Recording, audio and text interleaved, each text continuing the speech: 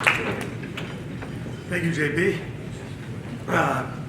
Randy, I promise not to exceed 10. You are a very imposing figure, and I'm going to avoid that. But thank you and the New York Hockey Hall of Fame for this honor, and I want to congratulate all the tremendous inductees tonight. It really is unbelievable. I want to also congratulate my brother, Vasily Demin, who 2 nights ago received from the American Hockey League the Tom Ebert Award for the Lifetime Achievement for 30 years. So Vance.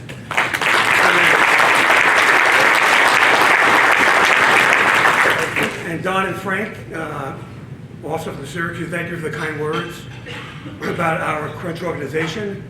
We really appreciate all you've done to grow youth hockey in our community in Syracuse, so thank you. So I grew up in a small town, you may not have heard of it, Brooklyn, New York. And I grew up just a crazy sports fan. There were about 7 or 8 guys, 2 of them are here, Vance, and my buddy Mark Seidman. And we play all sports. We played tackle football in the gutter, not in the street. We called it the gutter back then. Punch ball, stick ball, you name it, we played it. I went to my first Ranger game as a 5-year-old with my parents and my older brother. My brother reminded me last week that it was a 4-4 tie against the Montreal Canadiens. My brother has no idea what he ate for lunch 2 days ago, but he knows exactly the score and who scored the goals. When I was about 8 years old, my buddies and I took the D train from Church Avenue to 34th Street on our own to go watch the Rangers. I think nowadays our parents would probably have their children taken away from them for that. But I love the Rangers. Blue Seats became a Ranger season ticket holder in 1971, and I mentioned to Sam earlier, nothing greater than 1994. Hearing those words and being there, winning the cup after 54 years. It was so tremendous. My first hockey job was in sleepaway camp up in the Catskill Mountains, not far from here. One of my campers, Dave, is here from 1976. I was a hockey instructor. I got the nickname Hockey Howie. And I remember in camp I had 2 posters over my bunk. I think one everybody as an 18-year-old had.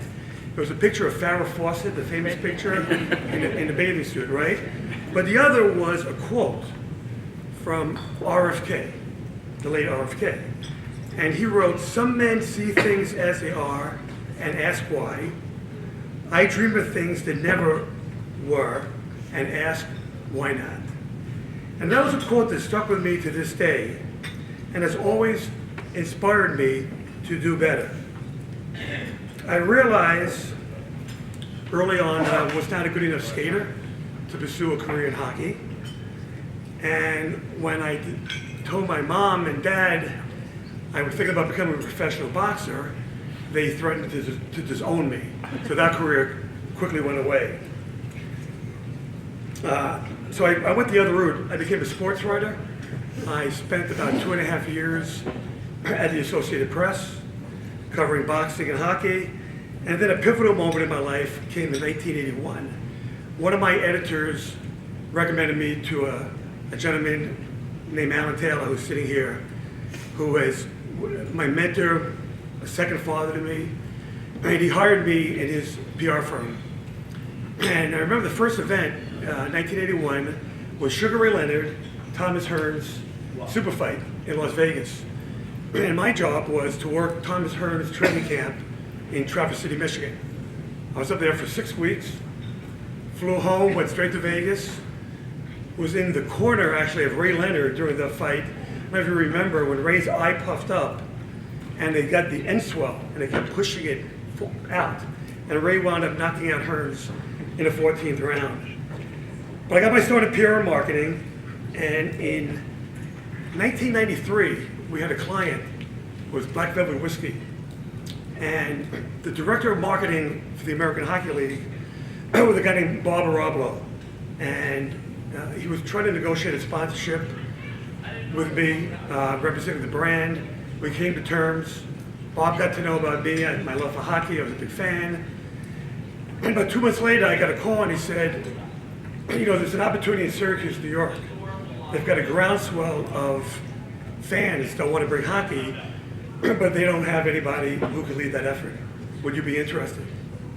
So I thought about a minute, and I said, let's give it a go. So in 1993, in April, the journey began.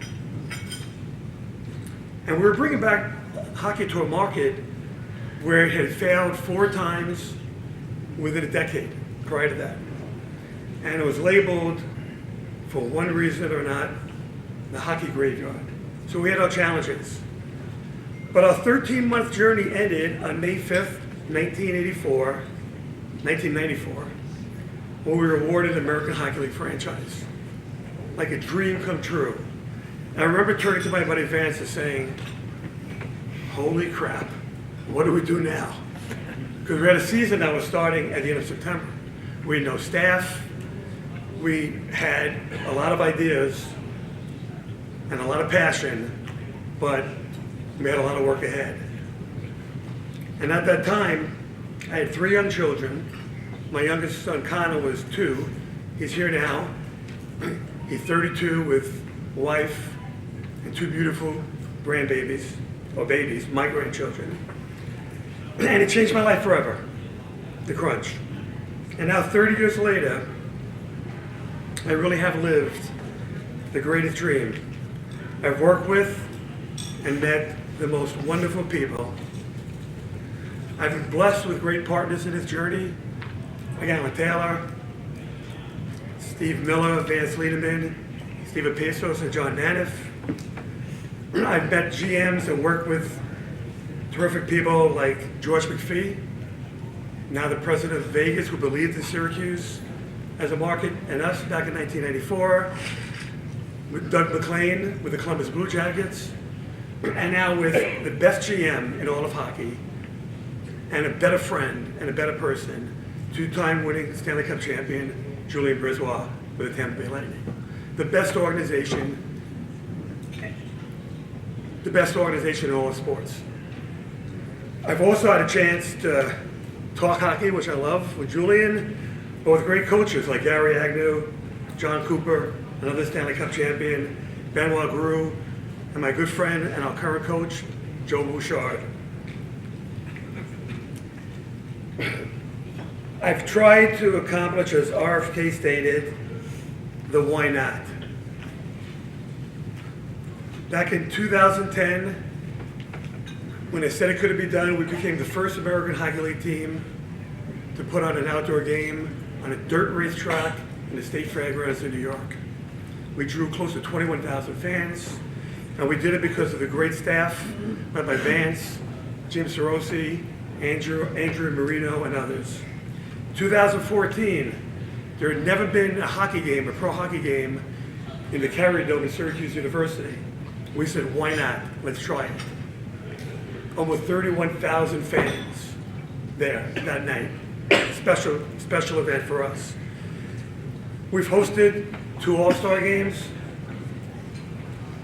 We've developed Stanley Cup champions like Nikita Kucherov and Brayden Point, Andrei Vasilevsky, Yanni Gourde, Andre Palat, and others. But what we're probably most proud of is the work we've done in the community. As a team, I've always believed we've got a platform to do good, to work with youth groups, to work in the schools, in the hospitals, with the military and our veterans. And this year we kicked off a great program on mental wellness, an issue that's so important in our community and in this country. I've been fortunate to have the support of great friends and family, friends from all over, my Florida friends, my golf buddies, my friends from New York, my longtime friends, buddy who came in from Maine, my family, my sons, Michael, Garrett, Connor, my daughters, Sammy and Nicole, my granddaughters, Ellie, Daisy, Annabelle, and my latest baby, Madeline, who turns 1 next month. It has been a great journey, and I hope that this journey has many more years left in it. I'm forever grateful for what the game of hockey has given me, and I am humbled and honored for this honor tonight. Thank you so much. Thank you all.